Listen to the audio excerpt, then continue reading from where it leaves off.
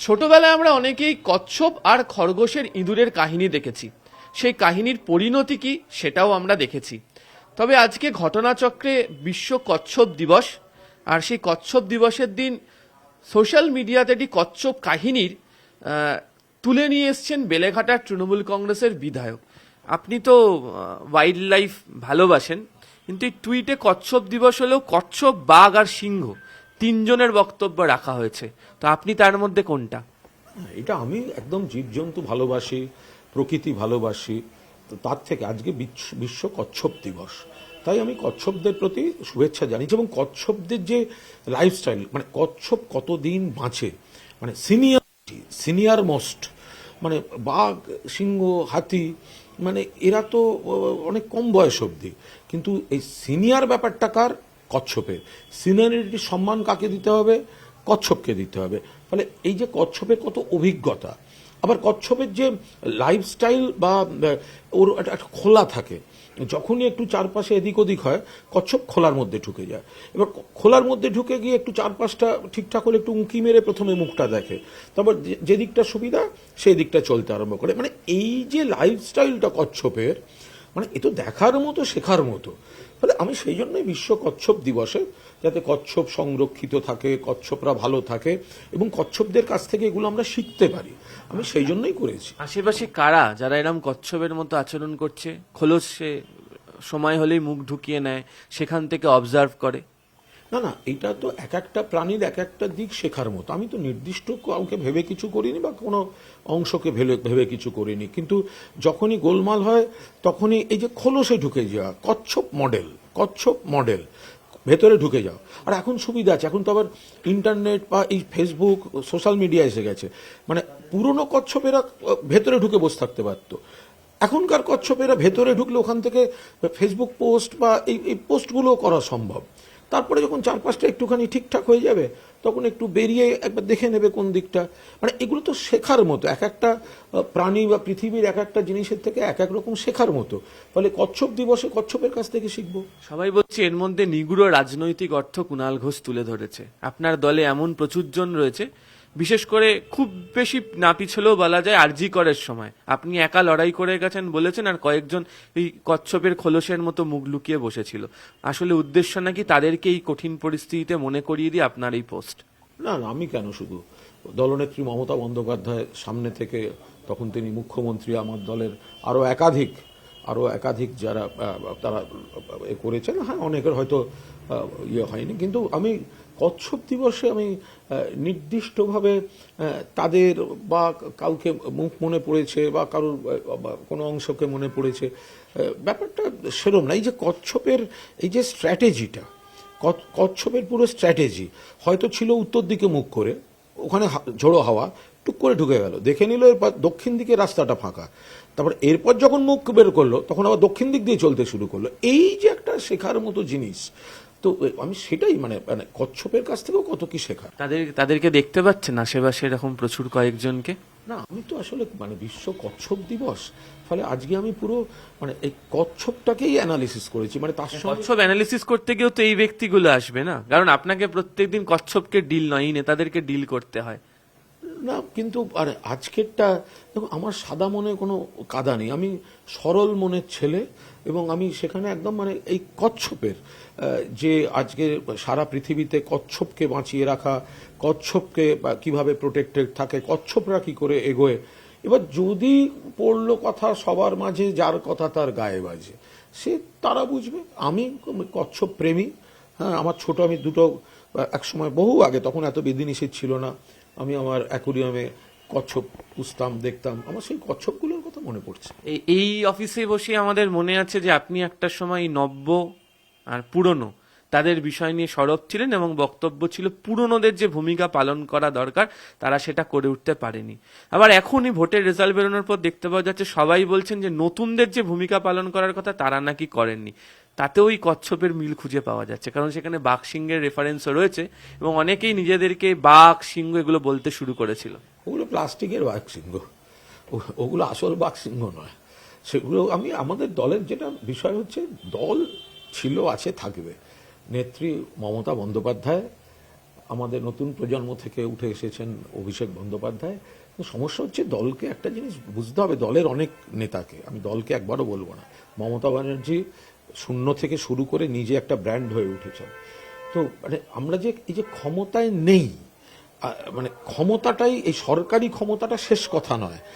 তো এইটা বুঝতে হবে, এইভাবে চলতে হবে। আমরা এতদিন মানে একটা সরকারের ক্ষমতায় ছিল মানে মানে আমাদের শ্বাস প্রশ্বাসে এই ক্ষমতাটা আমাদের মেয়েদের সঙ্গে যুক্ত হয়ে গেছিল। এইটাই মানে সকলকে এটা বুঝতে হবে, সেটা নয়।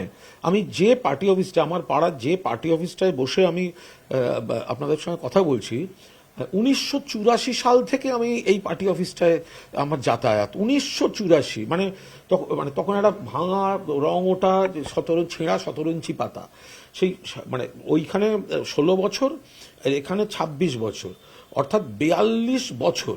তার মধ্যে তৃণমূল কংগ্রেস ক্ষমতায় কতটুকু দেখেছি। ফলে আমাদের দলের একটা বড় অংশ তারা মুখে মারিতং জগত হয়ে গেছিল, আচরণ টাচরণ পাল্টে এই ক্ষমতাটা মানে সরকারি ক্ষমতাটাকে আমরা নিজেদের সত্তায় পেছনে মানে একটা থানার সাপোর্ট, আমার সরকারি ক্ষমতার সাপোর্ট, কিন্তু না, এগুলো লাগে না, মানে এগুলো আসল জিনিস নয়। এগুলো আসবে, এগুলো যাবে, আর এগুলো অভ্যস্ত হয়ে গেলে তারপর আমাদের মানে আমরা লোকের সঙ্গে মিশতে পারবো না, আমাদের সে কি হয়ে থাকতে হবে। আমার কোনো প্রবলেম হচ্ছে না, বা আমার মতো আরো অনেকেরই কোনো প্রবলেম হচ্ছে না, কিন্তু যাদের প্রবলেম হয়েছে তারা ওইসব প্লাস্টিকের বাক্সিংহ। যাদের প্রবলেম হচ্ছে তারা কি কচ্ছপ নাকি বাঘসিংহ? না, এখানে সব রকম জিনিসপত্র আছে, ফলে ওই কচ্ছপ খোলস এগুলো সব জায়গায় থাকে। কিন্তু আমি আজকের পোস্টটা, খোলস ছেড়ে বেরোতে পারছে না কেন দল? মানে বাস্তব পরিস্থিতি বুঝতে চাইছে না, নাকি এতদিন ধরে যে অভ্যাস তৈরি হয়েছিল যে পুলিশের সমর্থন, আমলাতন্ত্রের সমর্থন, ক্ষমতায় রয়েছে সেই ঔদ্ধত্য, সেটা এখনো বজায় রাখছে?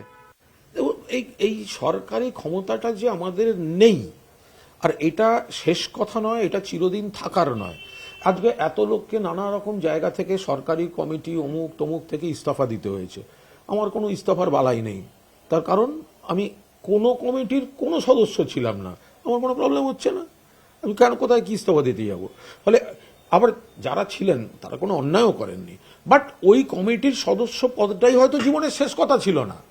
ফলে আজকে আমি এমপি যতদিন ছিলাম, আমি গাড়িতে কোনোদিন এমপি স্টিকার লাগাইনি, কারণ একদিন না একদিন স্টিকারটা খুলতে হবে, সেদিন আমার খারাপ লাগবে বলে। আমার গাড়িতে কোনোদিন এমপি স্টিকার থাকে না। আমি এমএলএ হয়েছি, ওই বিধানসভায় ঢোকা বা এর জন্য হয়তো এমএলএটা দেখাতে হয়, বাট আমার গাড়িতে কোনো এমএলএ স্টিকার লাগানো থাকবে না, কারণ যেদিন খুলতে হবে সেদিন আমার খারাপ লাগতে পারে।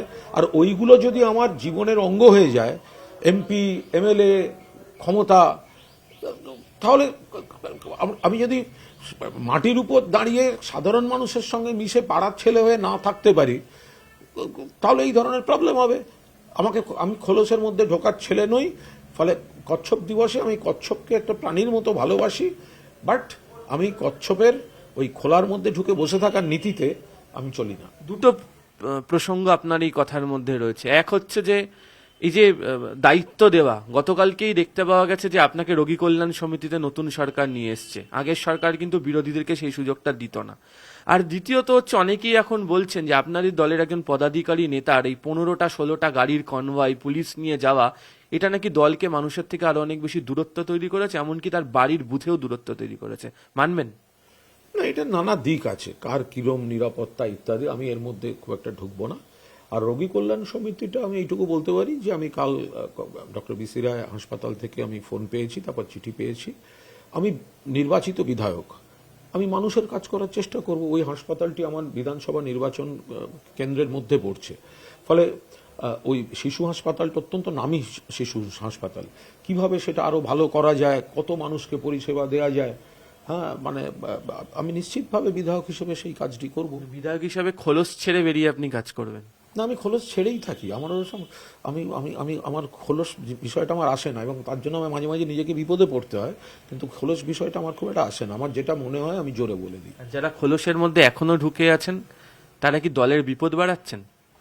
না, কিছু লোক তো দলের তো লোক পছন্দ করতেই তো বিপদ হচ্ছে, মানে লোক পছন্দ করতেই তো দলের বিরাট ভুল হয়েছিল।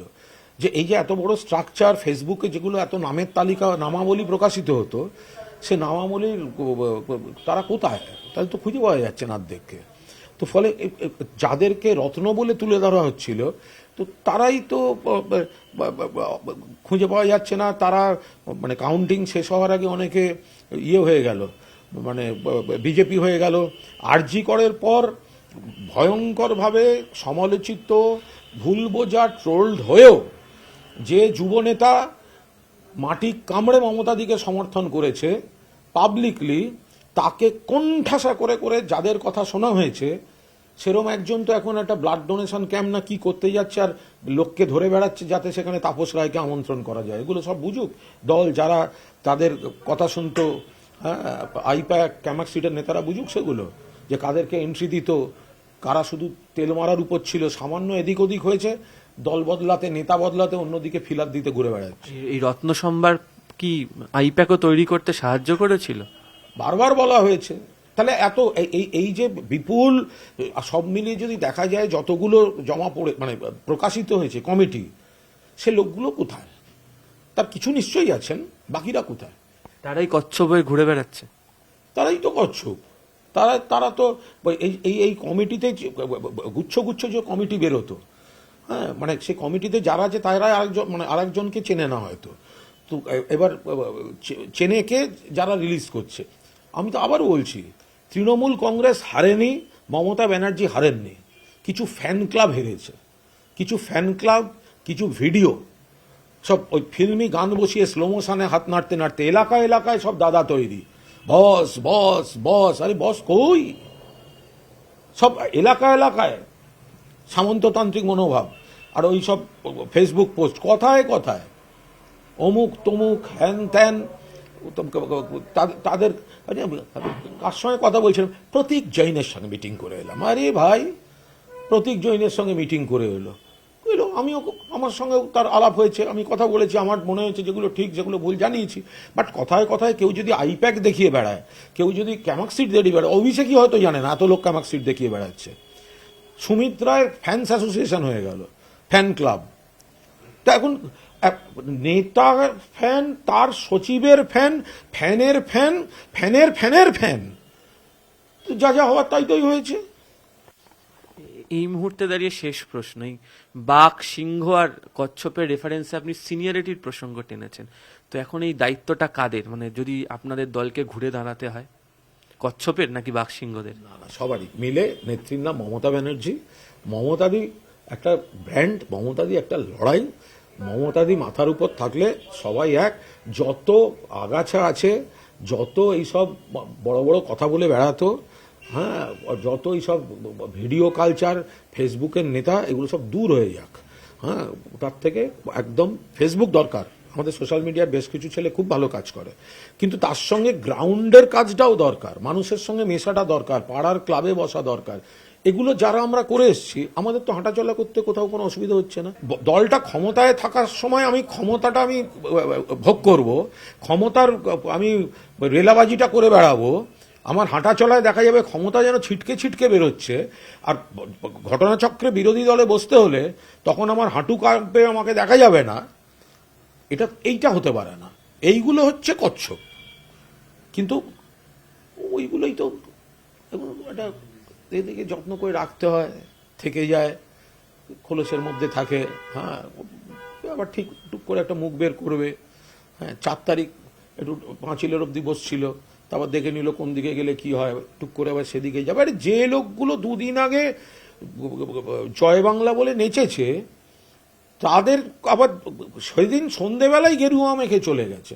আমার তো বিজেপির 2-1টা স্টেটমেন্ট ভালো লাগলো, যে আমাদের প্রবলেম হচ্ছে যে আমাদের হচ্ছে পোস্ট পোল ভায়োলেন্স হচ্ছে আমাদের সমস্যা, আর বিজেপির সমস্যা হচ্ছে পোস্ট পোল বিজেপি। হ্যাঁ, তো ওদের মানে ভোট কাউন্টিং শেষ হওয়ার আগেই অনেকে বিজেপি হয়ে গেল। স্টেটমেন্টটা ভালো লাগলো। বিজেপি 2-1টা যে আমরা এই আপাতত আমরা কাউকে নিচ্ছি না, কারণ এই লোকগুলোই কোনোদিন একটা স্রোত সিপিএম থেকে এসে আমাদের এখানে তখন যারা দল দেখতেন দরজা খুলে ঢুকিয়ে আনন্দ পেয়েছেন। সেই সমস্যাটা আবার বিজেপিতেও শুরু হয়েছিল, যোগদান মেলা। এখন বিজেপি যেহেতু পাওয়ারে, তাই বিজেপির দিকে আরো বেশি যাবে। আমাদের শুদ্ধিকরণের স্কোপ বেশি আছে এখন। আমরা লোক কম হলেও যারা সত্যি মমতা ব্যানার্জি বা একটা নীতির উপর দাঁড়িয়ে চলে বা তৃণমূলকে ভালোবাসে, একান্ত বাধ্য না হলে, নেতৃত্ব বাধ্য না করলে তারা কেউ তৃণমূল থেকে যাওয়ার জায়গায় নেই। আর কিছু সুযোগ সন্ধানী সুবিধা নানা ক্ষমতার জন্য তারা ওইদিকে পা বাড়াবে। জীববৈচিত্র্যের বাস্তুতন্ত্রে কচ্ছপও দরকার পড়ে, বাঘসিংহ দরকার পড়ে। দলের বাস্তুতন্ত্রে এই কচ্ছপদেরকে আপনারা প্রয়োজন আছে বলে মনে করছেন? কোনো প্রয়োজন নেই। ওগুলো থাকবে, অ্যাকোরিয়ামে থাকবে, ঠিক আছে। এই কোনো মানে দলের বাস্তুতন্ত্রে সবাই সব রকমভাবে থাকুক, কিন্তু ওই মানে ঝামেলার সময় খোলসে ঢুকে থাকা, তারপর মুখ বার করে উত্তর দিকে যাব না, দক্ষিণ দিকে যাব না, পূব দিকে যাব না, পশ্চিম দিকে যাবো, এগুলোকে পুষে লাভ কি? এগুলো পুষতে গিয়েই তো এই জিনিস হয়েছে। এগুলো পুষতে গিয়েই এই জিনিস হয়েছে। এগুলো সব নেতার বাড়ি এইসব দেখে বেরিয়েছে। ব্যক্তিগত স্থাবকতার পোস্ট বেশি হয়েছে। যারা এলাকায় রাজনীতি করেনি, শুধু ফেসবুক বা এই নেতাদের ঘিরে ঘিরে টিকে। আরে কলেজে দেখা যাচ্ছে না, কলেজে দেখা যাচ্ছে না সংগঠন করতে। বারবার বলা হয়েছে, তাদের দেখা যাচ্ছে কোন নেতার জন্মদিনে কেক খাওয়াচ্ছে, কোন নেত্রীর জন্মদিনে কেক খাওয়াচ্ছে। টিকিট পেয়ে প্রার্থী হয়েছিলেন। আমি কারোর নাম বলছি না, তাদের দায়িত্ব, তারা করুক। আমরা ছিলাম, আছি এবং থাকবো। আর একটা জিনিস দলকে মনে রাখতে হবে, যে যারা সুবিধাবাদী দলবদল করতে চাইছে হাওয়ায়, তারা কুৎসা করছে কুৎসা। বাট দলে থেকে দলের ভালোর জন্য যদি কেউ কোনো সমালোচনা করে, সঙ্গে সঙ্গে তার গায়ে সেটিং করছে, বিজেপি চলে যাবে, এইসব দাগিয়ে দেওয়া উচিত নয়। ক্রিটিসিজমগুলো শোনা উচিত, আমাদের কিছু ভুল ছিল সেগুলো আমাদের সংশোধন করা উচিত। আর এই কচ্ছপগুলোকে সংরক্ষণের জন্য ভালো, কিন্তু দলের দৈনন্দিন কাজে বা নেতৃত্বে এসব কচ্ছপ ক্ষতিকারক। এগুলো সংরক্ষণের জন্য কোনো একটা ঘেরা জায়গায় ভালো করে খাঁচার মধ্যে রেখে দেওয়া ভালো। কথায় আছে যে হাতি পুষতে লক্ষ টাকা খরচ, আর এবার এই কচ্ছপ দলের মধ্যে যেগুলিকে রয়েছে সেগুলোকে পুষতে গিয়ে দলের কি ধরনের ক্ষতি হয়েছে সে ব্যাখ্যাই কার্যত কটাক্ষর সুরে স্লেশ দিয়ে এই এক্স হ্যান্ডেল পোস্টে উল্লেখ করেছেন বেলেঘাটার তৃণমূল বিধায়ক। ক্যামেরা পিন্টু সরকারের সাথে আবির ঘোষাল, নিউজ 18 বাংলা।